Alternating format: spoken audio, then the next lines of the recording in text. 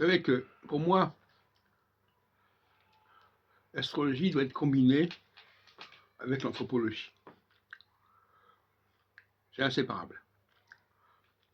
Et le thème astral ne correspond pas à ce que j'appelle l'anthropologie. Donc, nous avons d'un côté la théorie, le système des cycles, des phases, d'un côté le système des lieux, des espaces. L'espace sensoriel notamment. Des espaces où les pratiques sont tout à fait différentes de celles d'autres espaces.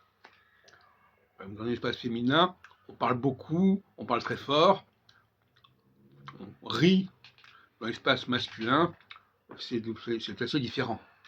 Inversement, dans l'espace masculin, on boit beaucoup, on mange beaucoup, ce qui n'est pas forcément le cas de l'espace féminin. Donc il y a cette opposition qui est radicale finalement, qui fait que les mœurs, les façons de vivre ne sont pas du tout les mêmes, tout comme entre la phase Dine et la phase 45, le climat est totalement différent. Ça fait penser d'ailleurs à la phrase de Pascal, je crois. Ce qui est d'un côté des Pyrénées n'est pas du tout ce qui est de l'autre côté des Pyrénées. Donc,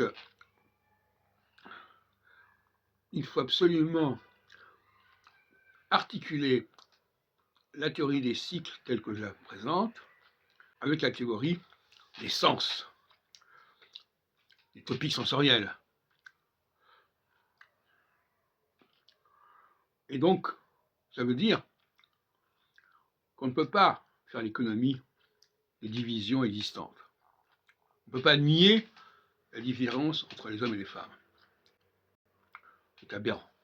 C'est une sorte de pied de nez de dénégation du plan divin, le fait de nier la différence.